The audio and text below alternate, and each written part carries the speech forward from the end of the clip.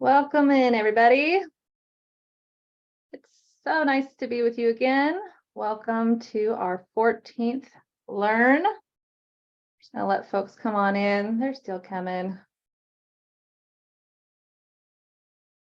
Welcome back, everybody, to the California Climate and Energy Collaboratives team LERN meeting. We've been meeting now for lots of months, over a year. And so happy that our attendance continues to be really good and the participation's been really good. So while people come on in, I'll just say I hope your holiday season's going well. And since we last met, we now know we can expect that a clean energy and climate friendly majority in both chambers will not be there next year at the federal level, both chambers of Congress. So we also have been hearing that the California's budget situation really isn't expected to be the great surplus we've enjoyed for the last couple of years. So as we're wrapping up in 2022, a big year, I'm going to rest up. I hope you do too, for what's going to be a pretty consequential 2023 and maybe a once in a career opportunity to get some big investments that have been already enacted into the right places. So hopefully we've got some resting plans before we kick off the new year. All right, we'll sit. Hi to everybody. Just want to say, if you can, go ahead and turn on your webcam. We like to see you, but you don't have to do that. We would encourage you to also introduce yourself over chat, and I will start by introducing myself. You can go to the next slide. I'm Angie Hacker. I'm the statewide Best Practices Coordinator, joined today by a couple other members of the SEEK team, John and Kelsey and Gabby, who I'll invite to say hi over chat as well. These are our 1 hour that we spend a month that are designed to provide space for local governments and those that work with them to dive in on programs and opportunities and today policies that can help them advance their energy and climate goals. So we know you're super busy. We just want you to come here, get briefed on the latest and most applicable opportunities. Don't worry so much about taking a lot of notes. You're going to get resources at the end along with the recording and the slides. So another chance, today we have a few speakers. We're going to get through a few opportunities. We're going to have a spotlight with a guest speaker from Build, and then we are joined by two of our friends who are going to give us a year-end policy wrap-up on legislative and regulatory policy movements that are relevant to your local energy and climate work. So that's the big meat of today, and we'll go ahead and jump right in. Okay, so, this is a roundtable, which really means we're asking for you to provide some input here as well. So if you know of opportunities that your fellow attendees might enjoy taking advantage of, please throw them in the chat. I have a few I'm going to talk about. So, hopefully as we enter the holiday season, none of you are writing grants, but actually I see a little bit of a lull in grant deadlines and various deadlines, but there's a bunch of stuff coming. So let's talk about a few things. This is the short version. If you want the longer version of all the opportunities that are coming, you can view all opportunities, and John's going to throw that link in the chat as well. It's on our website. So, one of the things I wanted to say too, kicking off here is congrats. There's some awardees, a big time award, a big award has come out. So the Regional Climate Collaboratives awardees have been announced, and if you're one of them, that's great. It is something that I'll throw in the chat as well, so you just can see who around the state of California became a regional climate collaborative and got a pretty big investment. And on the policy front, I think some of you all have been tracking a couple of things with us. One was we got to see the CEC IPER, the Integrated Energy Policy Report draft, and we actually issued comments to that draft. So I want to really thank everybody who's participated in that process. There's a lot more to come, I think, with the collaboration with the CEC and what comes from the IPER. We also got to see the final CARB scoping plan. Some of you back in the day, a few months back, helped us with comments on the draft scoping plan. Now the final scoping plan is out, something to be aware of. Both of these things are certainly going to drive investments that are going to be important for all of us. So we've talked about some of the activities, some of the opportunities that are on this screen before, but I'm just going to highlight a couple. Since we last talked, we saw the EECBG, the Energy Efficiency and Conservation Block Grant Program, has actually now announced its formula allocations. That's a big deal, right? This is one of the infrastructure law investments. And so it's $550 million. the nice thing is that you can actually go on the link that we're going to provide to you and see if you qualified, and if so, if you get a formula allocation, how much. The proposals themselves are expected to be announced in the first quarter of 2023, so we're still waiting for that. Even though it's formula, you will have to apply, but it's really right up our alley. So folks on this call, if this is something that, this is something that if you qualify for, you're certainly going to want to start preparing to submit a proposal. Okay, so a couple of other things we'll talk about. I mentioned that we submitted comments to the IPER, and you can see them. We're going to send you the link. We also, because you guys gave us direction or advice last time that you would like us to submit comment on the EPA Greenhouse Gas Reduction Fund, we did with your help. So I want to thank everybody who's helped submit comments to that process. And you can see how those turned out as well. And so we're really getting excited about doing this kind of engagement work, providing input with you and on your behalf. I also wanted to highlight for folks that there's a lot of movement with the Transformative Climate Communities program that's at a Strategic Growth Council. It's to fund development and infrastructure projects that achieve major environmental, health, and economic benefits in California's most disadvantaged communities. These are big dollar grants for area projects in communities, and round 5's coming out. The guidelines are out. They're asking for public comment, so we're not going to have time to do that on your behalf this time, but if you are somebody who's very attuned to the TCC program and has time to provide input, they are due. Those comments are due December 21st.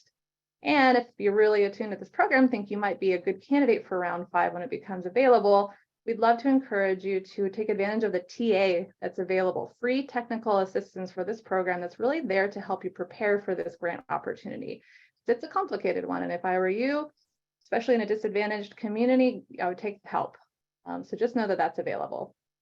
The other thing to mention here is there's been some movement on the DOE's home energy rebate program. That's $9 billion that came out of the Inflation Reduction Act for states and tribes. We are aware that almost $600 million is going to be allocated to California. I sat in on a listening session. It's right up so many of your alleys. It's focused obviously on residential electrification and efficiency, which so many of you have so much experience with. We are in contact now with the California Energy Commission about that program, and hopefully we'll be engaging as many of you that are interested in helping to provide some input on how that should look when the CEC submits its proposal for that money. So, send me a note if this is something that you think you really want to be involved in, the home energy rebate program and whatever we end up recommending. Send me a note. We'd love to have you on board and involved.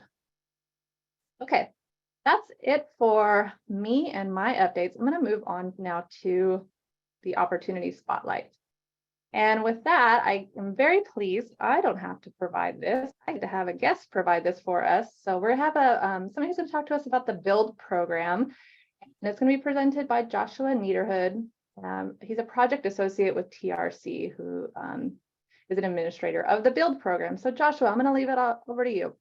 All right, thank you so much, Angie. Yep, as she mentioned, I work at TRC. We're one of the implementers on the BUILD program, which you might have heard about through these LERN meetings. I know I've been attending these meetings and I keep seeing it and I think, oh, I help work on that. Maybe I'll get a chance to share a little more directly in depth.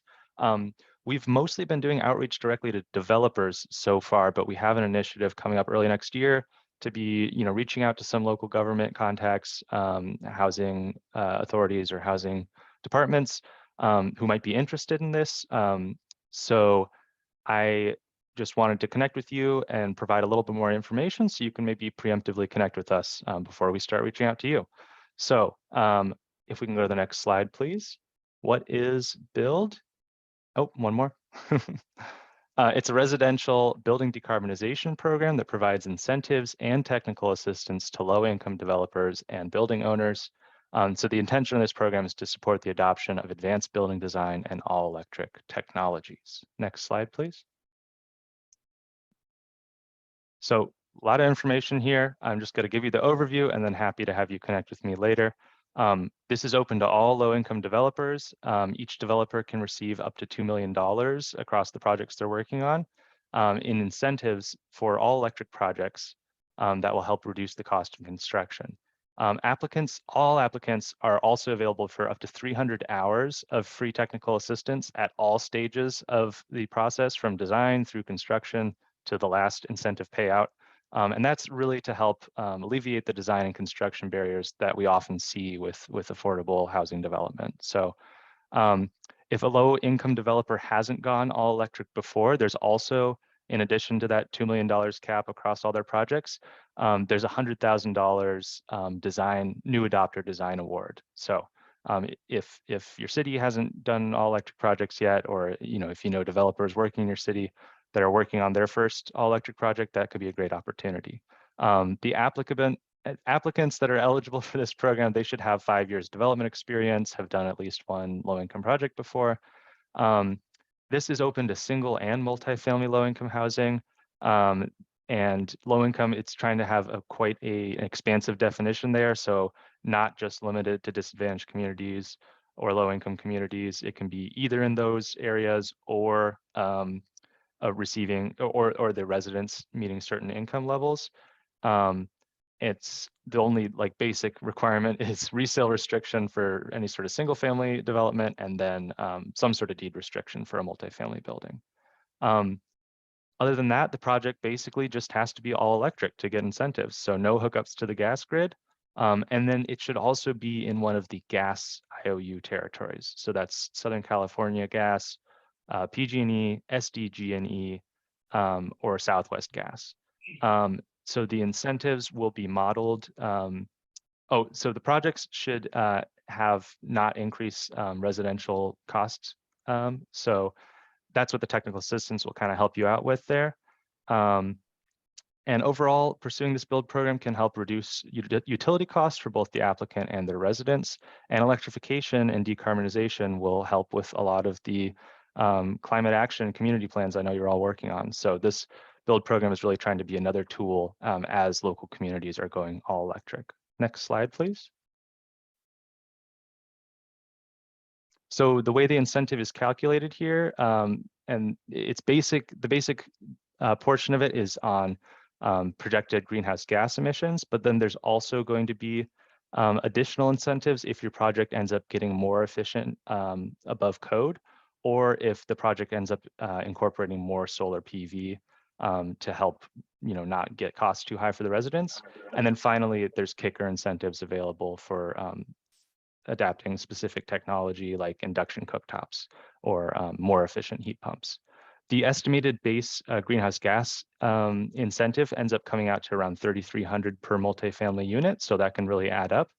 And these funds are from the CEC, they're from the CARB cap and trade, so we're finding that this program can really layer with a lot of opportunities. We've confirmed it can work with like affordable housing and sustainable communities grants, as well as we're working with the California Energy Smart Homes program and the CETA program. So once again, we'll be reaching out to our contacts at local housing departments over the next couple months, but I will provide my contact information, and feel free to reach out to me to kind of preemptively let me know who's the best people on your team to be talking with if your communities are working on all electric projects and want to benefit from these incentives. So the last slide is just my contact information, but I'll just drop that in the chat, and I think my time's up. Thank you. All right, thank you, Joshua. He's going to stick around, and if you have questions for him, I'd invite you to chat him directly. So that was our opportunity spotlight, and thank you so much, Joshua, for reaching out to offer to do that. And if anybody else has programs that they think local governments and their partners would be interested in using, and you want to share it, reach out to me. I'd be happy to feature yours as well. Okay, so now we're into the meat of our discussion. So for the next half an hour, we're going to have a policy update conversation. And then we have 10 minutes afterwards for questions. So while you're listening, I hope that you are banking your questions, or throw your questions in the chat. We'll get to those after we hear from two very excellent speakers. We're so pleased to have them with us. I'm going to introduce them first and then hand it off.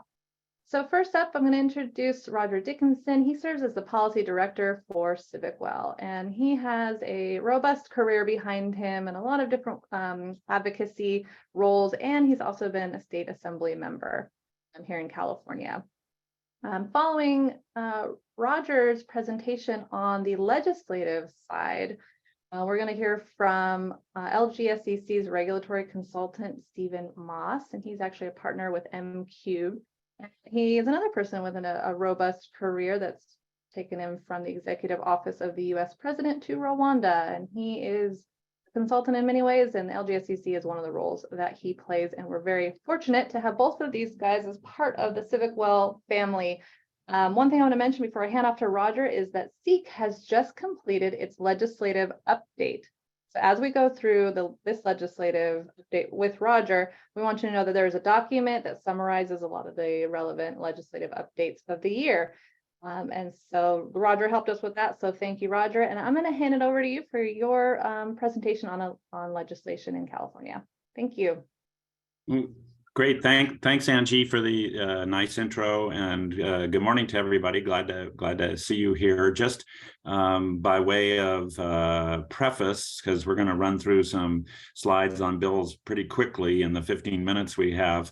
If you are interested in more information about these bills or others, you may find that, of course, in the legislative update that Angie mentioned, but you can also go to either the website of the State Senate or the State Assembly, and there you will find links to what's called the California Legislative.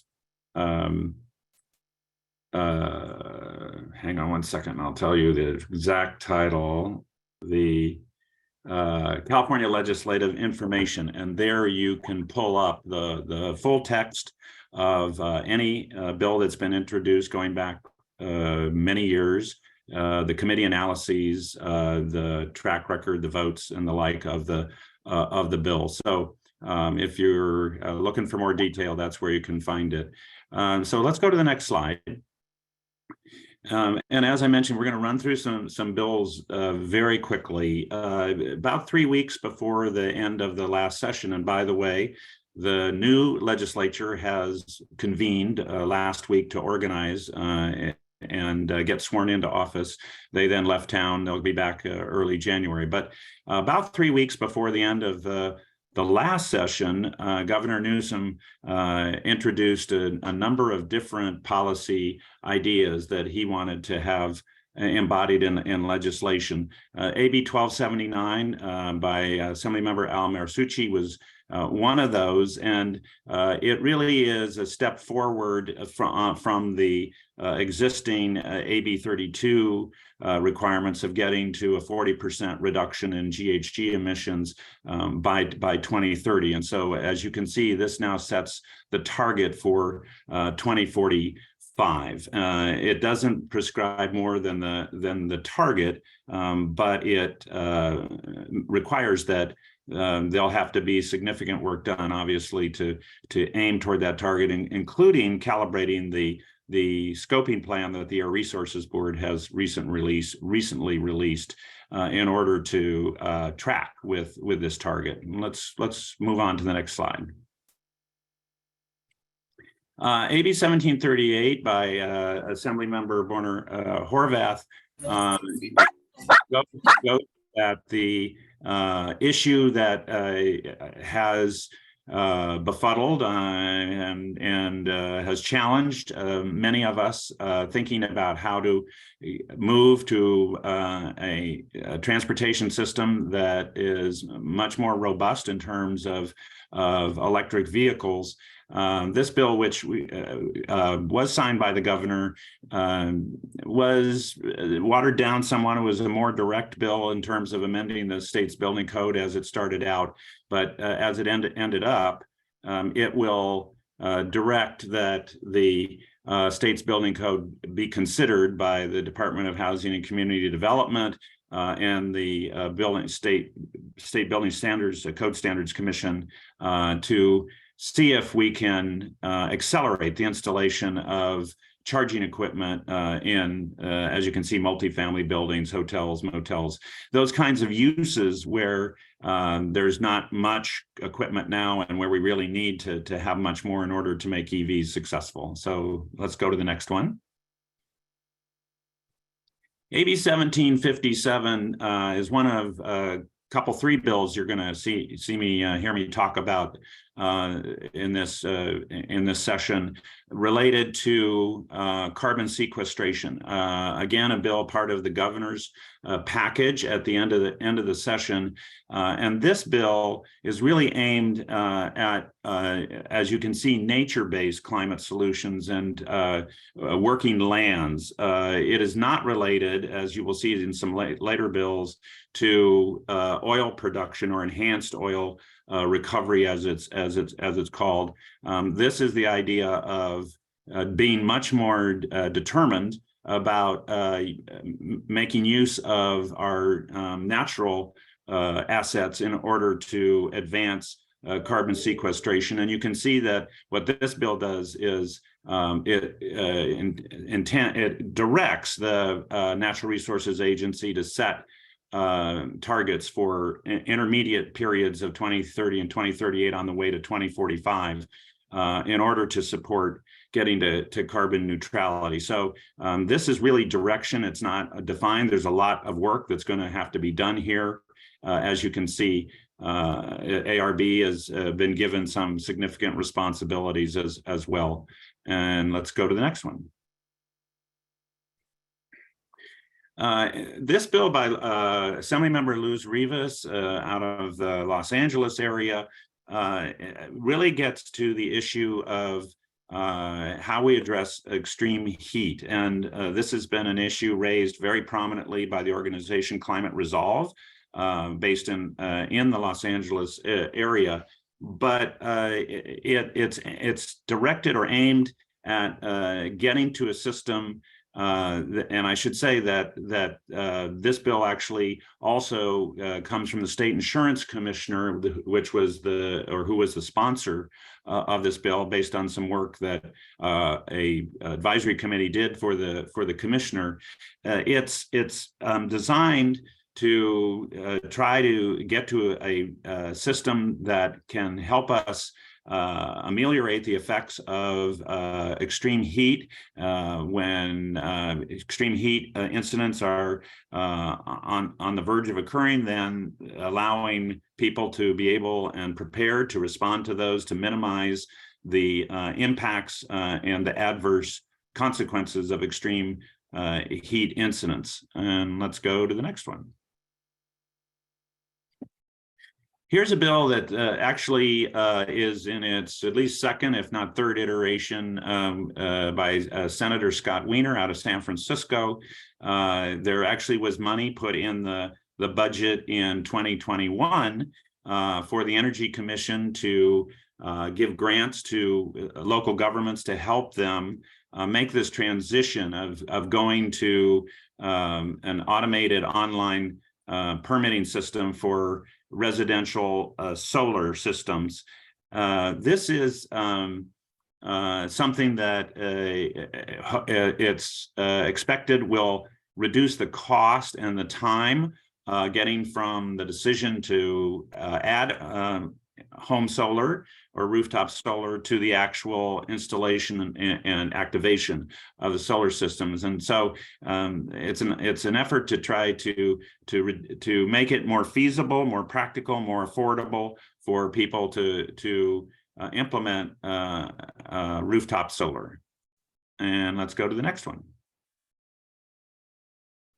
SB 852 by Senator Dodd is actually a bill that was sponsored by CivicWell, based on input that we got from those like you out there in the field looking for additional help and resources, ways in which to take on climate change. And what this bill does is it as you can see, allows local governments to form what are called climate resilience districts or CRDs.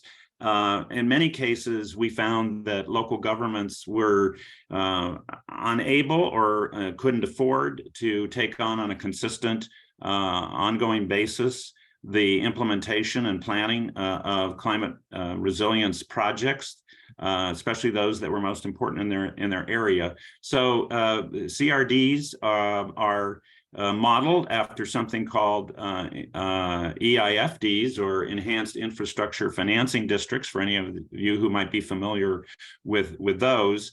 And it creates, if one or more local governments want to get together, creates a board, gives those boards the authority to plan, finance, and implement projects to address climate change. It specifies the areas of climate change that projects can be implemented for, and it creates an opportunity to coordinate, I would say, if local governments want to, on a regional scale, if they choose, what they're doing in terms of collectively addressing the most important climate issues in their area. It can be, in some places, wildfire, other places it might be sea level rise, and other places it might be extreme heat. So it depends. That's the other thing that's an asset here, is it's not a one size fits all in terms of where the emphasis is. It depends on what people in their local communities decide that is most important. Let's go to the next one. SB 905 by Senator Caballero is another bill that came out of the governor's package, and it gets again back to this issue of carbon capture.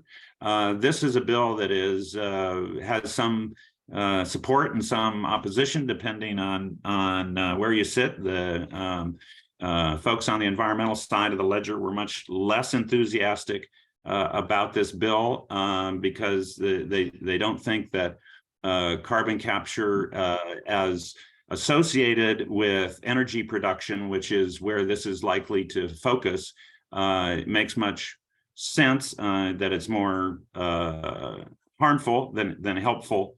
But nonetheless, the legislature adopted this, and we'll see where the ARB goes with this. It's also designed to try to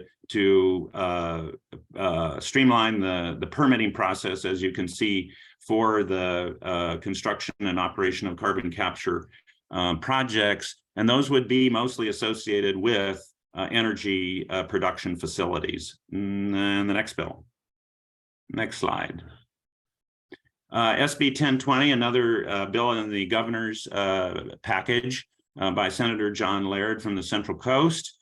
And again, you can see what this really does is we have an existing goal under SB 100 of 100% of all retail sales for electricity being from renewable energy by 2045. SB 1020 does a number of things, but principally adds some interim goals, as you can see, for 2035 and 2040. It also requires that state agencies by 2035 are procuring only renewables for electricity purposes. So it's attempting to, again, accelerate and put markers down on our move to renewable and zero carbon resources for electricity generation. And the next one. SB 1063 I included just because this is an interesting one. Up to now, the CEC has been required to wait 1 year to implement new appliance efficiency standards. This bill says, no, you don't have to do that anymore because we want to move more quickly. We need to move, we must move more quickly. If there's a good reason to implement it sooner than 1 year, you can do it. And let's go to the next slide.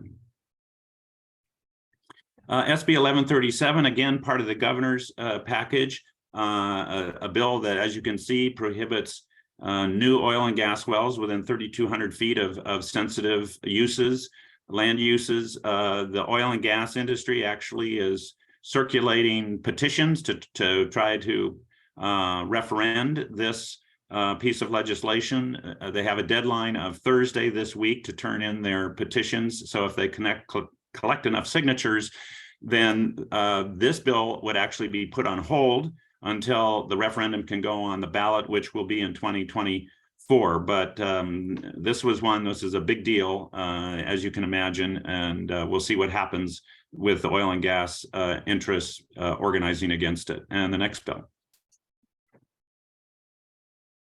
The last one I've included, SB 1314 by Senator Lamone, again goes to carbon capture and the use of carbon dioxide and related materials to help further the recovery of oil. And this one, as you can see, prohibits that use. So it's a form of fracturing that would be prohibited under this legislation. It's been a long time coming, many years, going back as far as 2011, 2012, when there were efforts to start prohibiting or downplaying the use of fracturing for oil generation. It's taken essentially 11, 12 years to get to this point.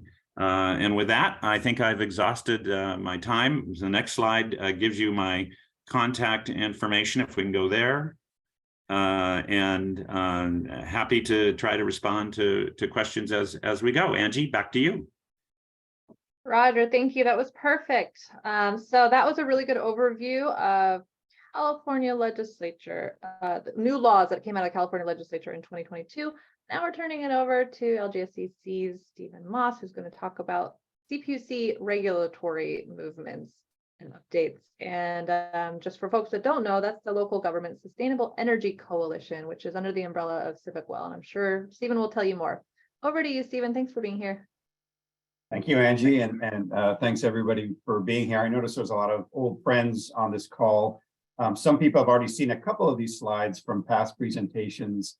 And it also strikes me that there's an enormous amount of talent, just seeing sort of the texts going by, the conversation on the comment board. I think that collectively there's a huge amount of firepower that I think is in the room, so to speak. So I want to acknowledge that. So yeah, I help with regulatory affairs for LGSCC, which is, as we know, a coalition of governments. I guess go to the next slide. I kind of wanted to start with a couple of context slides, what we're going through, because we're all kind of moving through a journey of energy resiliency and climate change while the world turns, one of which is that we're starting to see these kind of unstable weather patterns. And to be honest, you know, I've been a Californian pretty much all my life. We always see unstable weather patterns, but we're seeing some extremes popping up, which then results in it can result in very significant price pressures. And I noticed that there was a mention of a natural gas price upward on natural gas prices that's about to be visited on us. So we have this volatile weather that appears to be getting worse. That then strains power prices, principally because in the case of heat, air conditioning, and that's added into this thing that we've become so used to, we almost don't talk about it anymore, partially because we had a fairly mild wildfire year, which is the use of what's now being called fast trip outage programs by the utilities. These are essentially forced outages as a way of managing wildfire risks, turn stuff off so they can't spark a fire. There was a group of legislators who were very upset about the apparently intensive use of fast trip outages by PG&E. They sent a protest to the utility and asked the CPUC to weigh in on this. And that conversation will continue. There is obviously a tension between risk reduction and service being disrupted. So if you go to the next slide. Another background to what's happening is, as we know, electricity prices are steadily increasing, as are gas prices.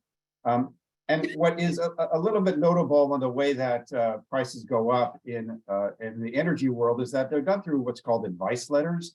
And these advice letters are like little teeny picks and pricks at pricing that it doesn't necessarily illuminate the scope of what's happening. Here's a couple of advice letters that came up with under True Up. True Up includes increases in natural gas prices that are now flowing through the electricity rates. And you'll see bottom line that we have an 18% increase in Edison and a 13% in PG&E over the year, double-digit rate increases. Again, we're living in a time of inflation for everything, but these are even notable within the context of background inflation. And there remains, despite commission concern about high prices, no reason to believe that these price escalations are going to diminish. Everything seems to indicate that they will continue. So these are kind of contextual. Next slide, we start getting into, well, how are we responding to this? And Angie talked a little bit, I think Roger did as well, about there is now money flowing to try to address this kind of disruptive state of the utility system. And I don't plan to go over every one of these buckets of money, but their budget is really policy. And we can see from what the legislature has decided to put money into, what they're concerned about, and where kind of the energy world maybe needs to go. And particularly notable is this pretty big line item for building decarbonization that is now, I think, close to many local governments' hearts, as to the state as well. And then a good slug of money for reliability on the other chart, and dealing with this distributed electricity backup engines that are now becoming quite a large part of the reliability grid on purpose or by accident, mostly fossil fuel. So you see there's this kind of flow of money that is going to be spread out, and many of it matches with local government's priorities. And then, of course, next slide, there's also federal money. And big chunks of funds, again, towards what we're now calling resiliency. I wanted to note that this 30% solar tax credit was escalated from a bit of a lower tax credit before, but it now also goes to storage. So this is part of the, if you have a standalone storage that's not even renewably connected, you can apply for this credit. That is a very significant change, both in terms of the way the credit can be applied and our thinking about solar. We saw this, we're seeing this also, of course, in the NEM proceeding, which I'll talk about in a little bit, but some good amount of money coming from both the state and federal government. I wouldn't expect this to continue. You know, budget is a little bit like the weather, it is volatile. And as Angie said at the beginning of this, we're not seeing a huge surplus coming at us, but the opposite in the coming year. So let's go to the next slide. Funds are also coming directly from the, well, through ratepayers to the utilities for another priority that we're seeing emerging very strong after much discussion, and that's transportation electrification. And we're looking at both now, you know, personal vehicles, individual vehicles, and changing medium and heavy duty vehicles, electrifying both sectors really as fast as we can. We know that there is we have to sync the availability of the infrastructure with the purchasing of the vehicles so that you can actually fuel them. This is a non-trivial problem. We are being very ambitious with medium and heavy duty vehicles. And there remains very significant challenges in terms of the infrastructure and the capacity to actually get medium and heavy duty trucks that meet electrification goals. But the money is starting to flow and it's becoming available. LGSEC did participate in part in this decision, which was an ongoing proceeding. And one of our main thrusts was that electrification happens in jurisdictions, in cities. It's part of the planning process. It's integral to the way in which local governments plan for future transportation. And we need to be able to understand that in terms of our regulatory process. So if you go to the next slide, please. So now we have NEM, net energy metering. I only put this up. This has been wildly controversial and has been taking up a lot of the room in terms of discussion at the state and local levels and at the CPUC. There is a proposed decision which is going to be voted on in a couple of days.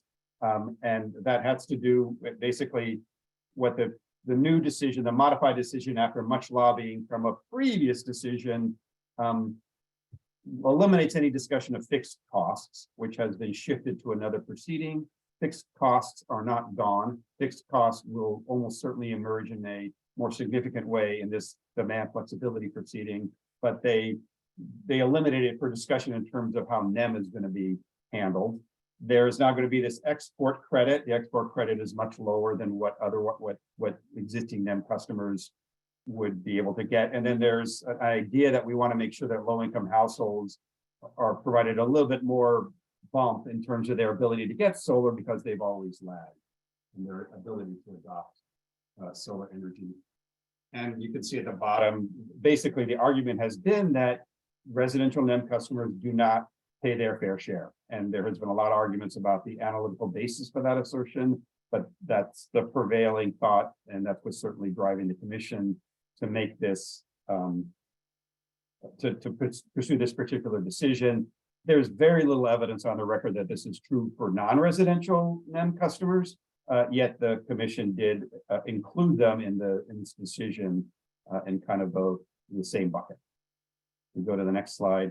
This continues about the I'm sorry, this is my second to last slide actually. So another major I think discussion that's been brewing at the commission, and this is just an example of it, is around microgrids. As people have discussed, there's like I don't know, at least 2 other workshops at the commission that are going on right now that maybe you're multitasking and looking at right now. At what the high DER proceeding, as well as the building decarbonization proceeding. And it revolves around things like what the grid is going to look like as it becomes increasingly dispersed. And whether the utilities like it or not, or really whether, frankly, local governments or the state like it or not, there's going to be a consistent push to remove people from the grid. They're going to volunteer with behind the meter availability of technologies. Again, probably starting with a wealthy, just like solar did, and then kind of embedding from there. This is an application by Sunnova in the area of microgrids to start engaging in a conversation in which Sunnova, and I'm sure others very quickly, if it's allowed, would start developing what they're calling mini utilities to serve new developments. So that it would break off essentially from the utility grid and become its own small utility district. This, by the way, is not uncommon at all with water districts. I mean, we have very small water districts throughout California that are handling their own water supply. It's less common with electrical services. And in fact, there is a long history in California of not wanting this to happen, or needing utilities to come into places that don't have electrical service because they can't afford to develop it otherwise. Here we have almost now this kind of shift towards another direction. I did ask Sunnova when we had the opportunity to talk to them about their application, which LGSEC is supporting as kind of a bridge, though there are issues with it. I asked them, well, why don't you go to a local government first? There are local governments who could actually sponsor a microgrid, and they were like, oh, that's a good idea, and we should do that next time. So I think that wraps up. There's one more slide, but it's just the typical like question slide of it, if anybody has any thing that they want to discuss. But so that's a very fast track kind of large scope of policies that I just went over. I kind of feel bad for all of us. I mean, we got Roger's presentation that was just a litany of mostly good stuff. We got all these regulatory proceedings that are hashing out very complicated things. And we frankly are in the middle of it. And it's like that old saying, we can be either at the table or on the table, unfortunately, and the table is getting littered with used napkins and the like. So with that, I'll hand it back to Angie. Thank you, Stephen. Great overview. Like always, we provide a little bit of a fire hose, but really I've been in your position, everybody. I know how important it is to at least have some talking points and to be on top of a general understanding of what's going on. So that's what we're trying to achieve here. I think this was so helpful. And now I want to get to some questions that are coming from you. And if you have time, I have maybe a question to throw out as well, but keep adding your questions if you've got them, folks, either for Roger or for Stephen. And thank you, Josh, for handling the questions that are coming to you in the chat. All right, so we're gonna start with Corey Downs. Hey, Corey, thanks for participating. He's asking Roger, are there any bills that try to help reducing electric rates or offsetting rate increases for low-income households that electrify?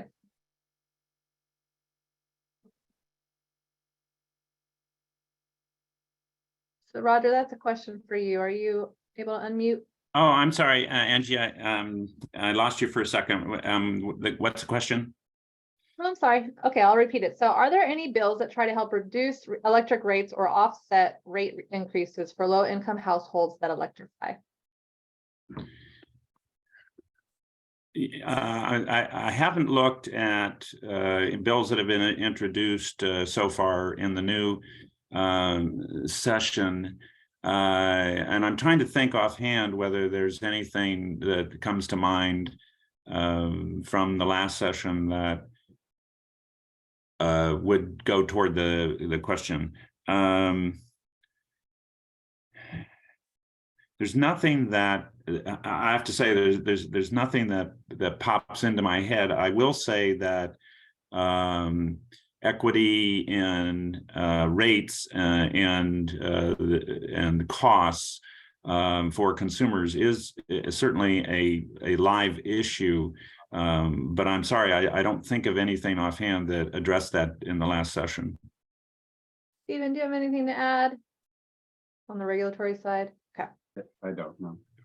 Okay, great. Thank you. All right, so we had some questions, some good dialogue happening on online permitting in the chat. So Tom Cabot, thanks for putting this question in. Can we have something similar for instant online permitting of garage located heat pump water heater installation? So I think you're talking about on top of what's happening on the solar permitting. Have you seen anything like that come? I think that would be a possibility. I mean, the key to SB 379 and the money that I mentioned that was allocated to the Energy Commission to support the implementation of these online automated permitting systems by local governments was the development of some software that makes that feasible. And on the face of it, I don't know that software or some similar software couldn't be developed in order to abbreviate the permitting for anything in particular. It's not.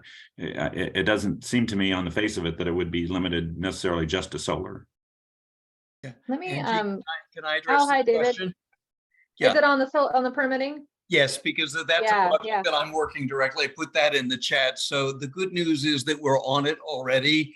The CEC had a workshop back in October on the application for the DOE's Resilient and Efficient Code Implementation Program, which is a total of $225 million available under the Bipartisan Infrastructure Law from last year, the IIJA. So I'm working very closely with the team at the Energy Commission, as well as Jeff Cook and his colleagues at NREL, who the ones who created Solar App, to ask for federal funding under this program to extend Solar App to add modules for heat pumps. So there's a long way to go because the DOE has not yet released the FOA, I guess, the funding opportunity application or availability. And so the CEC would apply for it, hope for the grant.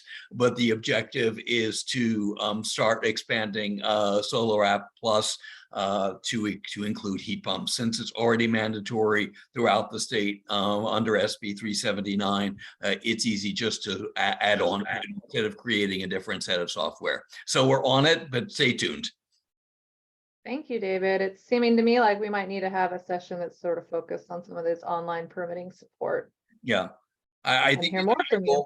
Yeah, that would be very useful. We're doing a lot in the Inland Regional Energy Network to talk to folks about implementing Solar App and getting the funding under SB 379 and CalApp for the further implementation. So we've been speaking to some developers and cities about that. Thank you. CalApp is the Solar App is actually the CEC Solar App grant is available right now. Yeah, the CalApp, but not the one here. So everyone needs to get in their applications because the funding will run out. Well, we'll at least the window ends on May 123. So folks should submit their applications quickly. Thank you, David, for chiming in there. I'm going to go to Cora's question because she's still on solar permits. So also on the solar permits, I would like to see an automated rebate processing software be developed to take the pressure off our CCAs and other bodies offering rebates for EVs, EVCS, e-bikes, etc. Anyone have any examples or similar ideas? So this could be a question for anybody, but let's start with our speakers.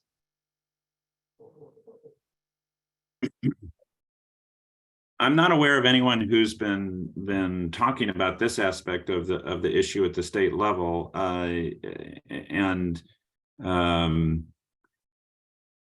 I can imagine some questions for eligibility and other related elements to qualify for rebates that might pose a challenge in developing the software, but I don't see any objection in principle to the idea. It might be more a practical question than a policy question. See some discussion in the chat where I think Cam is providing some examples of some organizations that provide support here. David, your hand's still up. I think you're done, right? You don't have anything to say on this one. Sorry about that. We'll take my hand No, down. no. Okay, just making sure. Stephen, did you have anything to add? I mean, there are actually many other people on this call that would be more qualified than me to address this. It does seem like there, something like in the future, a REN or other kind of vehicles could be used for that purpose, since in some ways they're a built-in communication channel. Well, I'm excited to see how much interest there is in all of this permit conversation. So I think it's something we can focus a little bit more in on. All right, I'm going to go to Marna Schwartz. So thanks, Marna. She's got a couple questions. The first one is, these are for Stephen. For NEM 3.0, I assume municipal schools and nonprofit buildings will fall under non-res rules. Yes. Any potential cutouts for these entities? I mean, the answer is yes. I mean, basically everybody's caught up in the same web. I mean, there has been it's not over, right? The decision hasn't actually been voted on yet. And there has been some strong pushback, well, from everybody, but particularly on some analytical elements from non-residential customers that those entities would fall into that bucket. And I think there's some hope that that there will be some amendment to the way that non-residential customers are treated. In part because there's actually some actual factual inconsistencies in the decision that have to be remedied if the commission is going to go ahead with that decision. So I guess that's a long answer, but yes, those entities are affected. I saw someone, small businesses would be affected by the non-residential outcomes, but it's not over yet. I think there might be some amendment there. Thank you. And her next question was for Sonova microgrid application. Can you explain the opposition from the CCAs? Yeah, and then maybe there's a CCA or two on the call. And I think Gabi also threw in an idea. I mean, to me, there's a couple of fundamental things. One is everybody's business model is now being threatened, whether it's the utility or a CCA, or frankly, in some ways, what local government's role is in some of these things. If the Sonova could, if there's going to be kind of a wholesale creation of new microgrids that are their own thing, they're outside the utility purvey mostly, although they could be connected. They're outside CCAs, though they could be connected. It undermines the autonomy of other entities. There are also legitimate, not that that's not legitimate, but there are philosophical reasons why you might not like it, principally equity. I mean, these microgrids are going to go to new developments. They're not likely to be serving a lot of lower income households or families. And they're going to peel off of what we have considered to be a socialized grid system in which we're all in it together. Well, if we're increasingly not all in it together, which there's a reality to that, whether we like it or not, now what do you do? But I would say, is there a CCA on the call that wanted to comment on that? And as Gabriella pointed out, it's not all CCAs, it's some CCAs. Thank you, Stephen. I haven't seen anybody pop up with a hand raised. Last question here, SB Vielma. Doesn't the PD NEM 3.0 slash all credits for buildings, so that would be small businesses as well? Yeah, it's basically a wholesale change to everybody. And the only amelioration in the current proposal is related to low-income families, and there is an attempt to provide additional credit and or subsidies to low-income households, but everybody else is essentially in the same, let's call it diminished credit bucket.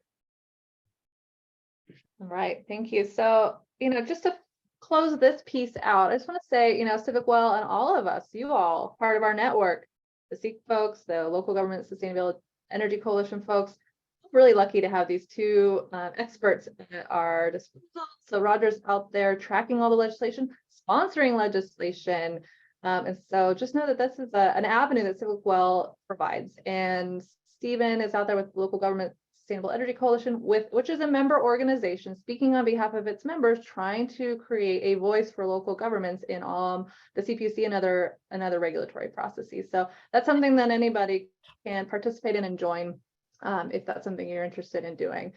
Last question I have for both of you, those, you're tracking all this, you're looking ahead. I want to look ahead for a second on the trends that you're seeing, and just maybe quickly, how would you characterize next year's priorities in the state of California, like the state's priorities, either from the PUC or from the legislature? What are the big things coming, and what's our agenda, right? From both of your perspectives, what's on our agenda?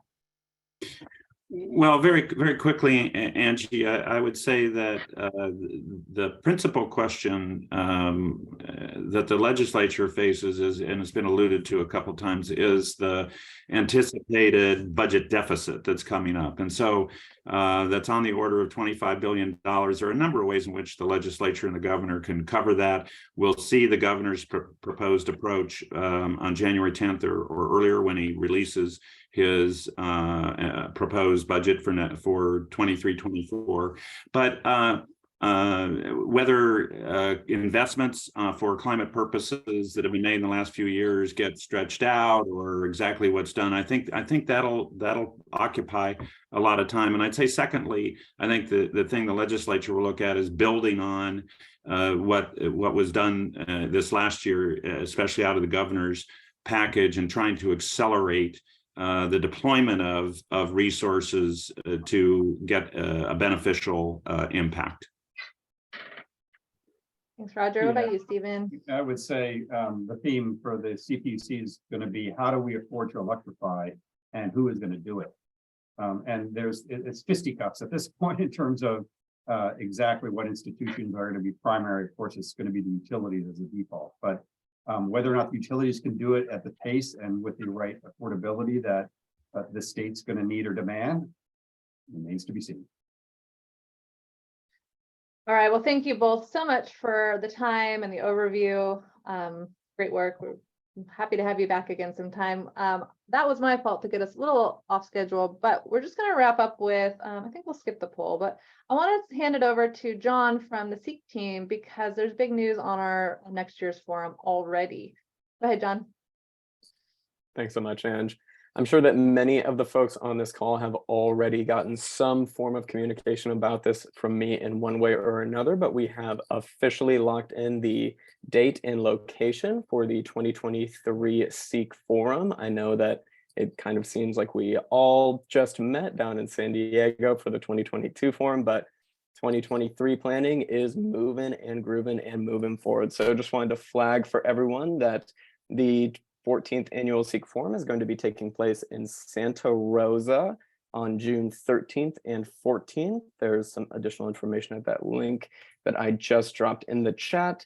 And then I would greatly appreciate it if folks who have not already done so could help, shape the planning process for the forum by sharing their priorities through the link that I will drop in the chat right now. The deadline to submit this survey is December 23rd. However, I assume and hope that many of you will already be well into a winter break by then. So I encourage folks to submit that survey as soon as you are able, to make sure that we can, incorporate everyone's needs and priorities as we continue planning for the 2023 forum.